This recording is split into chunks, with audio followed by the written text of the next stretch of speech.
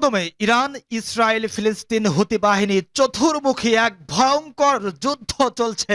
জানিয়ে দেব আমাদের হাতে থাকা সর্বশেষ গুরুত্বপূর্ণ আপডেট, আন্তর্জাতিক সংবাদ। শুরুতেই জানিয়ে দেব ইসরায়েল ফিলিস্তিনের ভয়াবহ যুদ্ধের সংবাদ। হাইপারসনিক ব্যালিস্টিক ক্ষেপণাস্ত্রের আঘাতে ডুবে গেল ইহুদিবাদী ইসরায়েলি জাহাজ, আর এতেই হতচকিত হয়ে পড়েছে কট্টরপন্থী বেঞ্জামিন নেতানিয়াহু। এদিকে হিজবুল্লাহর কৌশলে গাজায় হামলা কমাতে পারে ইহুদিবাদী ইসরায়েল। আরো জানিয়ে দেব ইরান ও রাশিয়ার মধ্যে বড় ধরনের গ্যাস সরবরাহ চুক্তি সই। এরপর জানিয়ে দেব হিজবুল্লাহর সঙ্গে যুদ্ধ নয়, আপোষ চায় ইসরায়েল। এবং সর্বশেষ জানিয়ে দিব শপথ নেওয়ার পর ভারতের সংসদে দাঁড়িয়ে জয় ফিলিস্তিন স্লোগান, এতেই বিতর্ক সৃষ্টি। শুনছিলেন গুরুত্বপূর্ণ সংবাদ শিরোনাম, এবারে বিস্তারিত।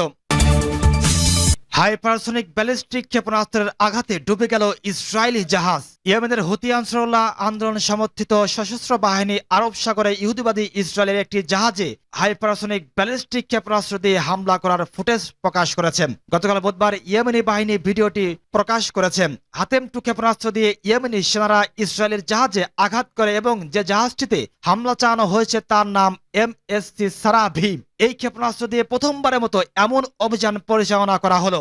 এক বিবৃতিতে বলা হয়েছে, হাইপারসনিক ক্ষেপণাস্ত্র দিয়ে নির্মূলভাবে জাহাজটিতে আঘাত করা হয়। ক্ষেপণাস্ত্রের বৈশিষ্ট্য হিসেবে বলা হয়েছে, এই ক্ষেপণাস্ত্র রয়েছে solid fuel propulsion intelligent control system এবং চলার সময় ক্ষেপণাস্ত্রটি গতিপথ পরিবর্তন করতে পারে। বিবৃতিতে আরো বলা হয়েছে, বিভিন্ন রেঞ্জের হাতেম টু ক্ষেপণাস্ত্রের বেশ কয়েকটি প্রজন্ম রয়েছে এবং ইয়েমেনি সামরিক কর্তৃপক্ষ এই ক্ষেপণাস্ত্র উৎপাদন করে থাকে।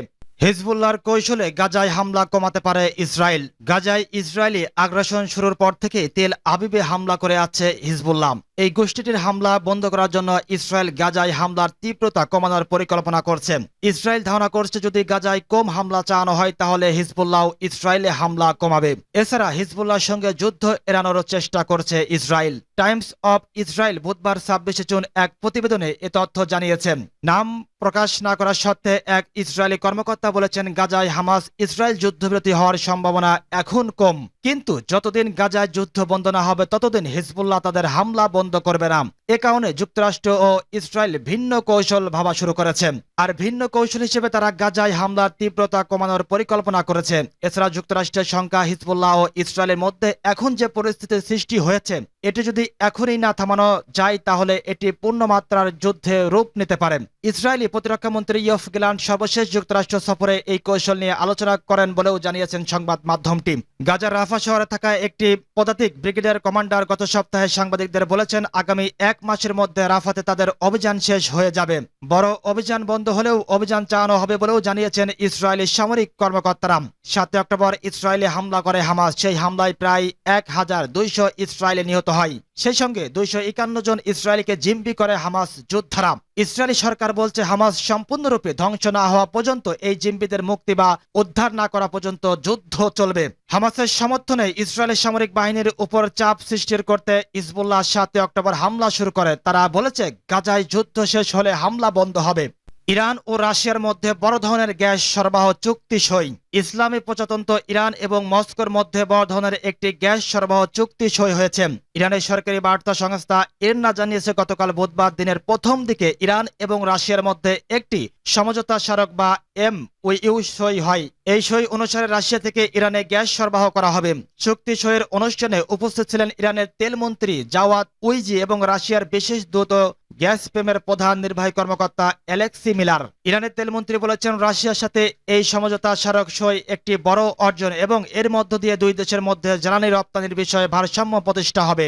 আমরা আশা করি অল্প সময়ের মধ্যে সমঝোতা স্মারকটি পূর্ণাঙ্গ চুক্তিতে পরিণত হবে। তিনি জোর দিয়ে বলেছেন, ইরান ও রাশিয়ার মধ্যে গ্যাস সরবরাহ চুক্তির ফলে ইরান এই অঞ্চলে গ্যাস সরবরাহের কেন্দ্রে পরিণত হবে। বার্তা সংস্থা ইরনা বলেছে, রাশিয়া থেকে গ্যাস আমদানি করে ইরান সেই গ্যাস আবার ইরাক, তুরস্ক, পাকিস্তানে উচ্চ মূল্যে বিক্রি করতে পারবে। ইউক্রেন যুদ্ধের কারণে ইউরোপে রাশিয়ার গ্যাস রপ্তানির উপর নিষেধাজ্ঞা আরোপ করা হয়েছে। এর কারণে বহির্বিশ্বে রাশিয়ার প্রাকৃতিক গ্যাসের রপ্তানি বেড়েছে। রাশিয়ার পরে ইরান বিশ্বের দ্বিতীয় বৃহত্তম গ্যাস উৎপাদনকারী দেশ এবং তুরস্ক ও ইরাকে পাইপলাইনের মাধ্যমে তেহরান গ্যাস রপ্তানি করে থাকে। হিজবুল্লাহর সঙ্গে যুদ্ধ নয়, আপোষ চায় ইসরায়েল। লেবাননের সশস্ত্র সংগঠন হিজবুল্লাহর সঙ্গে ইসরায়েলের যুদ্ধ চায় না। চলমান উত্তেজনা নিরসনে তেল আবিব একটি কূটনৈতিক সমাধান চায়। ইসরায়েলের প্রতিরক্ষা মন্ত্রী ইয়োভ গ্যালান্ট এ তথ্য নিশ্চিত করেছেন।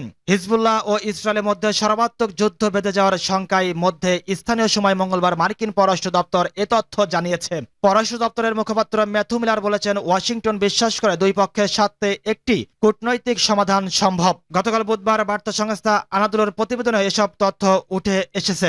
এ ধরনের সমাধান আদৌ তেল আবিব মেনে নেবে কিনা এ নিয়েও কথা বলেছেন মিলার। তিনি জানান, ইসরায়েলের মন্ত্রী তাকে নিশ্চিত করেছেন যে তারা সর্বাত্মক যুদ্ধ চান না। ইসরায়েলের উত্তরাঞ্চলে তারা কূটনৈতিক সমাধান চান। এতে লাখ লাখ ইসরায়েলি পরিবার তাদের বাড়িতে ফিরতে পারবেন। এ নিয়ে ইসরায়েলে বেনিয়ামিন নেতানিয়াহু সরকারের সঙ্গে আলোচনা হয়েছে কিনা জানতে চাইলে মিলার বলেছেন, ইসরায়েলি সরকারের মধ্যে নানা মতের লোকজন রয়েছেন, তাদের সবার সঙ্গে তো তিনি নিশ্চিতভাবে আলাপ করতে পারেননি।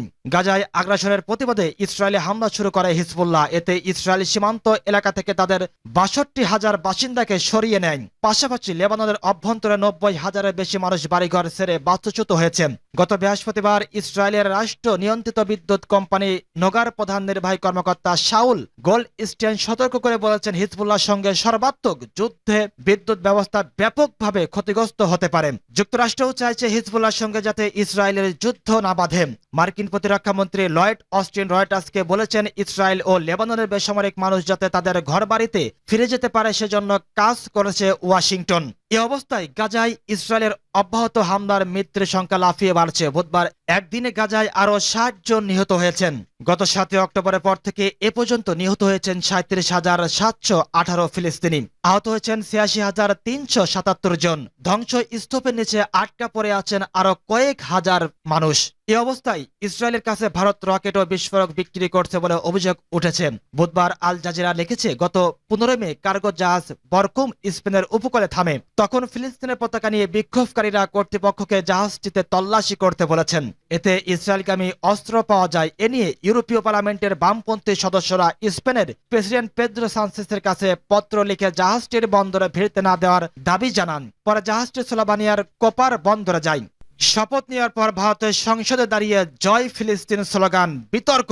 সর্বভারতীয় মজলিস ও ইত্তেহাদুল মুসলিমের এআইএমআই এর প্রধান আসাদ উদ্দিন ওয়াইসি শপথ শেষে ফিলিস্তিনের নামে জয়ধ্বনি দিয়েছেন। এরপরই মঙ্গলবার বিজেপির এক নেতা দাবি করেছেন, হায়দ্রাবাদের এই সংসদ সদস্যকে বিদেশি রাষ্ট্রের প্রতি আনুগত্য প্রদর্শন এর জন্য লোকসভার সদস্য হিসেবে অযোগ্য ঘোষণা করা যেতে পারে। নিজের রাজ্য তেলেঙ্গানা ও বিআর আম্বেদকরের প্রশংসা করা ছাড়া হায়দ্রাবাদ আসন থেকে পঞ্চমবারের মতো নির্বাচিত ওয়াইসি উদ্ধৃত শপথ নেওয়ার পর জয় ফিলিস্তিন স্লোগান তোলেন। অবশ্য বিধানসভা থেকে বেরিয়ে এসে ওয়াইসি বলেন, জয় ভীম, জয় মিম, জয় তেলেঙ্গানা, জয় ফিলিস্তিন বলে তার মধ্যেও কোনো ভুল নেই। তিনি বলেছেন, অন্য সদস্যরাও নানা কথা বলেছেন, এটা কিভাবে ভুল? সংবিধানের বিধান বলুন, অন্যরা কি বলল সেটাও শুনতে হবে। আমার যা বলার বললাম। ফিলিস্তিনি নিয়ে মহাত্মা গান্ধী কি বলেছিলেন পড়ুন। ফিলিস্তিনের প্রসঙ্গে কেন বললেন জানতে চাইলে তিনি বলেছেন, তারা নিপীড়িত মানুষ। এ বিষয়ে সংসদ বিষয়ক মন্ত্রী কেরিন রেজুজু জানান, ফিলিস্তিনের পক্ষে ধ্বনি দেওয়ার কয়েকজন সংসদ সদস্যদের কাছ থেকে তিনি অভিযোগ পেয়েছেন। তিনি বলেন, ফিলিস্তিন বা অন্য কোনো দেশের সঙ্গে আমাদের কোনো শত্রুতা নেই। বিষয় একটাই, শপথ নেওয়ার সময় কোনো সদস্যদের পক্ষে অন্য দেশের প্রশংসা করে স্লোগান তোলা কি সমীচীন? আমাদের নিয়মগুলো পরীক্ষা করে দেখতে হবে। কিছু সদস্য আমার কাছে এসে শপথ শেষে ফিলিস্তিনের স্লোগান তোলার অভিযোগ করেছেন। বিজেপির আইটি সেলের প্রধান অমিত মালব্য সংবিধানের ১০২ অনুচ্ছেদের একটি স্নিপেট পোস্ট করেছেন এবং বলেছেন, বর্তমান নিয়ম অনুসারে আসাদ উদ্দিন ওয়াইসিকে তার লোকসভার সদস্য পদ থেকে অযোগ্য ঘোষণা করা যেতে পারে। বিদেশি রাষ্ট্রের প্রতি আনুগত্য প্রদর্শনের জন্য সেটি হলো ফিলিস্তিন।